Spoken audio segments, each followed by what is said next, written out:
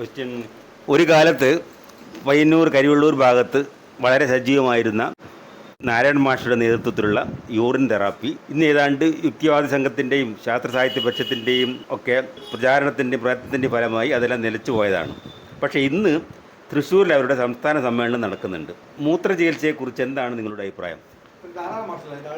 Okay okay okay okay urine therapy ഒരു കാലത്ത് ഈ പറഞ്ഞ പോലെ തന്നെ പയ്യന്നൂർ കരിവള്ളൂർ ഭാഗങ്ങളിൽ തലശ്ശേരിയുടെ പിണറായി ഭാഗങ്ങളിലൊക്കെ വളരെ പ്രബലമായിട്ട് തന്നെ പ്രമുഖ രാഷ്ട്രീയ പ്രസ്ഥാനങ്ങൾ പോലും പരിപാടി ഓർഗനൈസ് ചെയ്തുകൊണ്ട് ഈ നാരായണൻ വട്ടോളി എന്ന് പറയുന്ന അദ്ദേഹത്തെ വിളിച്ചുകൊണ്ട് ശുദ്ധ വിവരക്കേടുകൾ പ്രചരിപ്പിച്ചു. സാംസ്കാരിക രംഗത്തുള്ള അല്ലെങ്കിൽ ആ നാട്ടിലെ പ്രശസ്തനായ അധ്യാപകർ അതേപോലെയുള്ള ആൾക്കാരെ ഇരുത്തിക്കൊണ്ട് അവിടെ പ്രചരിപ്പിക്കുകയാണ്. ഈ പറഞ്ഞ തൃശ്ശൂർ നടക്കുന്ന ഇവരുടെ സംസ്ഥാന സമ്മേളനത്തിൽ കൊല്ലം തുളസി എന്ന് പറഞ്ഞ സിനിമ പ്രവർത്തകനാണ് ഉദ്ഘാടനം ചെയ്യുന്നത്. തൃശ്ശൂർ മേയർ MK വർഗീസ് മുഖ്യ അതിഥിയായിട്ട് അതിൽ പങ്കെടുക്കുകയാണ്.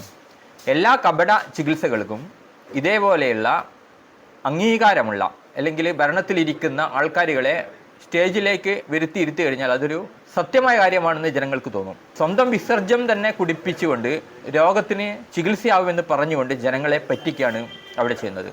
മൂത്രം എന്ന് പറയുന്ന ഒരു വിസർജ്ജനം നമുക്കറിയാം. ഈ കേരളത്തിലെ എന്ത് വിഡിത്തം പറഞ്ഞു കഴിഞ്ഞാലും എന്നെ ആദ്യം പറ്റിക്കൂ എന്ന് പറഞ്ഞുകൊണ്ട് ക്യൂ നിൽക്കുന്ന തിരക്ക് കൂട്ടുന്ന ആൾക്കാരെ നമുക്ക് കാണാൻ പറ്റും. നമുക്കിപ്പോൾ അടുത്തൊരു ഉദാഹരണം എടുത്തു കഴിഞ്ഞാൽ ഹൈറിച്ച്. ഈ ഹൈറിച്ചിൽ ഒരുപാട് ആൾക്കാർ ചായപ്പൊടി വിട്ടിട്ട് ഇരട്ടിയിലിരട്ടി പൈസ കൊടുക്കാമെന്നുള്ളത് വിശ്വസിച്ചിട്ട് അതിൽ പണം നിക്ഷേപിക്കുകയും ഒരുപാട് ആൾക്കാർ പണം നഷ്ടപ്പെടുകയും ചെയ്തു. ഈ കാര്യങ്ങളൊക്കെ നമ്മൾ തുറന്നു കാട്ടുമ്പോൾ നമുക്ക് തെറി. പോലീസ് അന്വേഷിച്ചുകൊണ്ട് ഭരണ സംവിധാനങ്ങൾ അത് കണ്ടെത്തിയിട്ട് തട്ടിപ്പാണ്, ഇത് മണി ചെയിനാണെന്ന് പ്രഖ്യാപിച്ചു. അതിനുശേഷം പോലും കേസ് കൊടുക്കാൻ പോലും ഇതിൽപ്പെട്ട ഒരാൾ തയ്യാറായില്ല എന്ന് മാത്രമല്ല, ലോക കള്ളനായിരിക്കുന്ന പ്രതാപനെയും ശ്രീനാ പ്രതാപനെയും പുകഴ്ത്തിക്കൊണ്ട് സാമൂഹ്യ മാധ്യമങ്ങളുടെ പ്രചാരണം നടത്തുകയാണ്. അവർക്കൊപ്പം നിർന്ന് സെൽഫി എടുത്തിപ്പോൾ കാണിക്കുകയാണ്.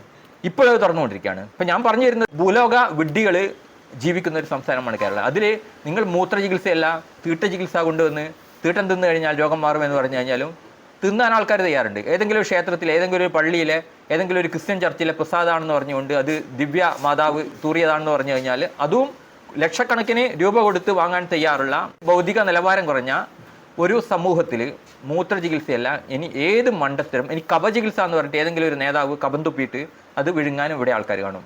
ഇതാണ് സമൂഹത്തിൻ്റെ സ്ഥിതി. യാതൊരു ബോധവും ഇല്ലാത്ത ഒരു സമൂഹത്തിൽ ഇതൊക്കെ വന്നിട്ടില്ലെങ്കിലേ എന്താ വരാത്ത എന്ന് നമ്മൾ ചോദിക്കൂ.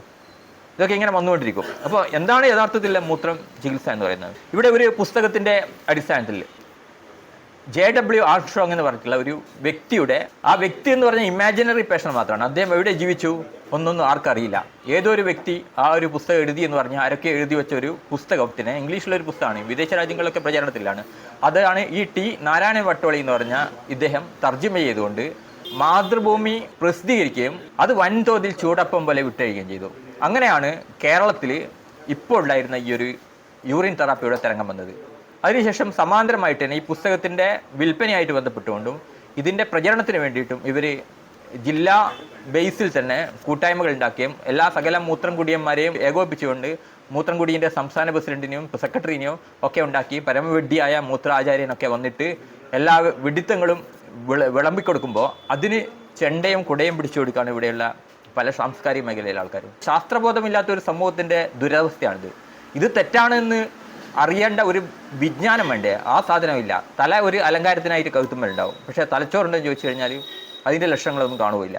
അപ്പോൾ ഇത്തരത്തിലുള്ള ആൾക്കാർ ഇത് എന്താണെന്ന് പരിശോധിക്കാതെ, അല്ലെങ്കിൽ വിവരമുള്ള ആരോടെങ്കിലും വൈദ്യശാസ്ത്ര രംഗത്തുള്ള പ്രമുഖരോട് ഇതിനെപ്പറ്റി അന്വേഷിച്ചുകൊണ്ട് അവിടെയൊക്കെ പോയിരിക്കില്ല വേണ്ടത്. അല്ലാതെ ഒരു മേയറൊക്കെ വന്നിട്ട് ഇരിക്കുമ്പോൾ സ്വാഭാവികമായിട്ട് ജനങ്ങൾ എന്താ ചിന്തിക്കുക? നല്ലൊരു ട്രീറ്റ്മെൻറ്റാണ്, ക്യാൻസർ മുതൽ നിങ്ങളുടെ തൊലിപ്പുറത്തുള്ള പാട് വരെ മാറുമെന്നാണ് പറഞ്ഞത്. ഇപ്പം മൂത്രം കുടിച്ചിട്ട് എന്താ ആൾക്കാർ മരിച്ചുവോ എന്നൊക്കെ ചോദിക്കുന്നുണ്ട്. മൂത്രം കുടിച്ചാലും ആൾ മരിക്കില്ല. കാരണം എന്താ വെച്ച് കഴിഞ്ഞാൽ മൂത്രത്തിൽ വരുന്ന 95% എന്താണ്? വെള്ളമാണ്. 5% ടോക്സിക് ആയിരിക്കുന്ന ശരീരത്തിൽ നിന്ന് മാറ്റപ്പെടുന്ന ചില വസ്തുക്കൾ, അതായത് യൂറിയ, ക്രിയാറ്റിൻ, യൂറിക് ആസിഡ്, അതേപോലെയുള്ള ചില നൈട്രജൻ ആയിട്ടുള്ള ഉൽപ്പന്നങ്ങൾ, അതൊക്കെ മൂത്രത്തിൽ നിന്ന് പുറത്തു പോകും. പക്ഷേ ഈ സാധനം, ഈ 5% ഇത് ഉള്ളിലെത്തിക്കഴിഞ്ഞാൽ എന്താ സംഭവിക്കുക? ശരീരത്തിൽ വേണ്ടാത്ത സാധനമാണിത്. കിഡ്നിക്ക് ഓവർലോഡ് ആവും. കിഡ്നി പിന്നെയും പണിയെടുത്തിട്ട് അത് പിന്നെയും പുറത്ത് കളയൂ. പിന്നെ ഇവർ രാവിലെ കുടിച്ചു കഴിഞ്ഞാൽ ഇവർ അടുത്ത രാവിലെ കുടിക്കൂ. അതുകൊണ്ട് കുറച്ച് റെസ്റ്റ് കിട്ടും. ഈ ഒരു സാധനത്തിനെ എടുത്തുകൊണ്ട് അവർ പറയും എങ്ങനെയാണ് ഇത് അപകടമാകുന്നത്, എത്ര കൊല്ലമായി കുടിക്കുന്നത്, എനിക്ക് എന്തെങ്കിലും സംഭവിച്ചു ചോദിക്കും. യഥാർത്ഥത്തിൽ സംഭവിക്കാൻ പോകുന്നത് അങ്ങനെയല്ല. ഈ തിരുമുണ്ടന്മാർക്ക് അതൊന്നും അറിയില്ല. നിങ്ങളൊരു രോഗത്തിന് വേണ്ടിയിട്ട് ഈ സാധനത്തെ ഉപയോഗിക്കുകയാണെങ്കിൽ, രോഗം മാറാൻ വേണ്ടിയിട്ട് മൂത്രചികിത്സ ഉപയോഗിക്കുകയാണെങ്കിൽ എന്താ സംഭവിക്കുക?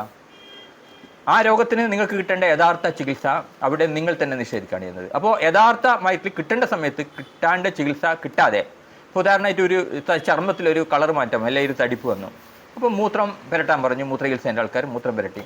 അത് ബൈ ചാൻസ് അത് ക്യാൻസർ ആണെങ്കിലോ, ക്യാൻസറിൻ്റെ പ്രോഗ്രഷൻ നടന്നുകൊണ്ടിരിക്കും. നിങ്ങൾ ചെയ്യുമ്പോൾ അതിങ്ങനെ പോയിട്ട് അവസാനം അതിൻ്റെ 4ാമത്തെ സ്റ്റേജിലേക്ക് എത്തും. അത് നിങ്ങളുടെ തലച്ചോറിനെയോ ഹൃദയത്തിനെയോ സകല അവയവങ്ങളെയും ബാധിച്ചിട്ട് അവസാനം ഒന്നിനും കൊള്ളാത്തൊരവസ്ഥയിലാവും. ട്രീറ്റ്മെൻറ്റിന് പോയി കഴിഞ്ഞാൽ മടക്കി വിടുകയും ചെയ്യും. എല്ലാവിധ രോഗങ്ങളെയും ഇല്ലാതാക്കുന്ന അല്ലെങ്കിൽ എന്ന അവകാശവാദമായിട്ട് മൂത്രം കുടിക്കാൻ ആവശ്യപ്പെടുകയും ആൾക്കാർ മൂത്രം കുടിച്ചിട്ട് അവർക്ക് യാതൊരു അപകടവുമില്ല എന്ന് പറയുകയും ചെയ്യുമ്പോൾ സാധാരണക്കാർ അത് അപ്പടെ വിഴുങ്ങും. കാരണം പ്രാക്ടിക്കലായിട്ട് കുറച്ച് തലച്ചോറൊന്നും ഇല്ലാത്തവരെ സംബന്ധിച്ചുള്ള അത് ശരിയാണ്. അവർ എനിക്ക് പറഞ്ഞ പോലെ ഇത്രയും ആൾ മൂത്രം കുടിച്ച് അവർക്കൊന്നും അപകടം ഇല്ലല്ലോ എന്ന്. പക്ഷേ അതിൻ്റെ ഉള്ളിൽ സംഭവിക്കാൻ പോകുന്ന ഇതാണ്, യഥാർത്ഥ രോഗത്തിന് ചികിത്സ കിട്ടില്ല, ആൾക്കാർ കോംപ്ലിക്കേഷനിലേക്ക് പോകാൻ സാധ്യതയുണ്ട്. എന്താണ് കിഡ്നി, എന്താണ് മൂത്രം, എങ്ങനെയാണ് മൂത്രം ഉണ്ടാകുന്നത്? ശരീരത്തിൽ മെറ്റബോളിസത്തിൻ്റെ ഭാഗമായിട്ടുണ്ടാകുന്ന ശരീര വിസർജനങ്ങൾ കിഡ്നിയിലെ നെഫ്രോൺസ്, അരിപ്പകളാണ്. കിഡ്നി എന്ന് പറഞ്ഞാൽ തന്നെ നെഫ്രോൺസിൻ്റെ ഒരു കൂട്ടാണ്. അത് അരിച്ചു മാറ്റുകയും അതിൽ നിന്ന് വേണ്ടുന്ന സാധനത്തെ പുനരാഗീരണം ചെയ്യുകയും ചെയ്യും. മറ്റൊരു പ്രക്രിയയാണ് എക്സ്ക്രീഷൻ എന്ന് പറയുന്നത്, അത് പുറന്തള്ളൽ. അതായത് 3 പ്രക്രിയയാണ് കിഡ്നിക്ക് പ്രധാനമായിട്ട് ചെയ്യാനുള്ളത്. ഒന്ന് ഫിൽട്രേഷൻ, രക്തത്തിൽ നിന്ന് മാലിന്യങ്ങൾ അരിച്ചെടുക്കുക.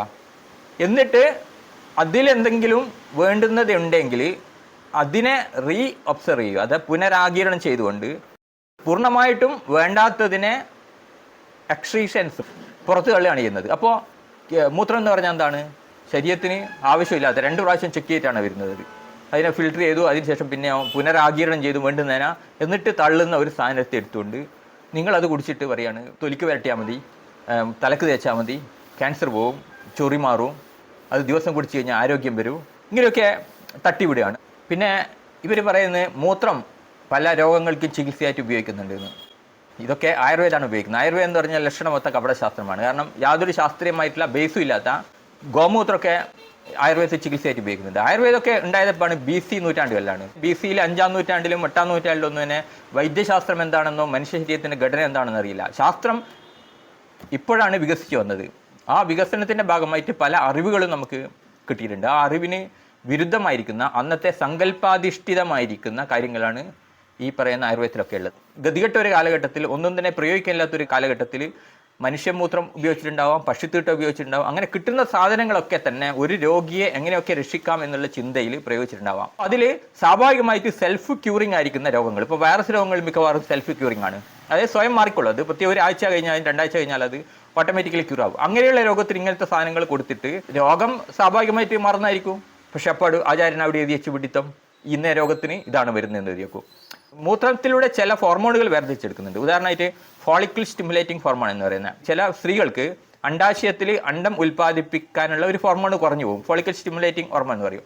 ഇത് ആർത്തവിരാമം കഴിഞ്ഞ സ്ത്രീകളിൽ അമിതമായിട്ട് മൂത്രത്തിലൂടെ പുറത്തു പോകുന്നുണ്ടെങ്കിൽ അതിനെ വേർതിരിച്ചെടുത്തുകൊണ്ട്, ആ ഹോർമോണിനെ വേർതിരിച്ച് കൊടുത്ത് അത് ഇഞ്ചക്ഷൻ രൂപത്തിൽ കൊടുക്കുന്നുണ്ട്. ഇപ്പോൾ ഒരാൾ സ്വന്തം മൂത്രം കുടിക്കുന്നു, ഒരു സ്ത്രീക്ക് ഇതേ കംപ്ലൈൻ്റ് ആയിട്ട് അവരോട് സ്വന്തം മൂത്രം കുടിക്കുക എന്ന് പറഞ്ഞാൽ എന്തായിരിക്കും അവസ്ഥ? അവർക്ക് ആ ഒരു ഹോർമോൺ വരുന്നില്ല, അവർക്ക് ആ ഹോർമോണിൻ്റെ കുറവിനാണ് ചികിത്സിക്കേണ്ടത്. അപ്പോൾ അവരുടെ മൂത്രത്തിൽ ആ ഹോർമോൺ വരികയില്ല. ഇനി അവർ കുടിച്ചാൽ ആ ഹോർമോൺ ശരീരത്തിൽ എത്തുകയില്ല. ഇനി ആ ഹോർമോൺ മൂത്രത്തിൽ ഉണ്ടെങ്കിൽ തന്നെ ഈ ഹോർമോൺ എല്ലാം തന്നെ നമ്മുടെ ദഹന വ്യവസ്ഥ വിഘടിച്ച് കളയും. എണ്ണപ്പെട്ട ചില ഹോർമോണുകൾ മാത്രമാണ്, അതായത് തൈറോയിഡ് പോലത്തെയാണ് ഗുളിക രൂപത്തിൽ കൊടുക്കുന്നത്.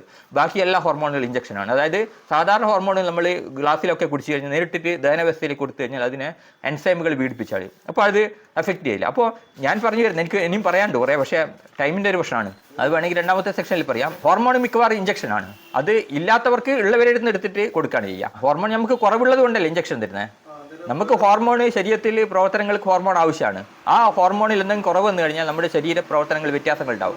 അങ്ങനെയുള്ളവർക്ക് ആ ഹോർമോണുകൾ മതിയായ അളവിൽ ശരീരത്തിലേക്ക് കൊടുത്തുകൊണ്ട് ശാരീരിക പ്രവർത്തനങ്ങളെ നോർമലാക്കുന്നതാണ് ഹോർമോൺ ചികിത്സ എന്ന് പറയുന്നത്. ഹോർമോണിൻ്റെ ആധിക്യം കൊണ്ട് ചില ക്യാൻസറുകൾ വരാം. ബ്രസ്റ്റ് ക്യാൻസറിലൊക്കെ അങ്ങനത്തെ ഹോർമോൺ ഇൻഡ്യൂസ്ഡ് ക്യാൻസറുകളുണ്ട്. അതിനൊക്കെ ചികിത്സ ഈ റേഡിയേഷൻ കെമോതെറാപ്പിൻ്റെ കൂടെ ഹോർമോൺ ട്രീറ്റ്മെൻറ്റ് ഉണ്ടാവും. അങ്ങനെയുള്ള കുറേ കാര്യങ്ങൾ അതിലുണ്ട്.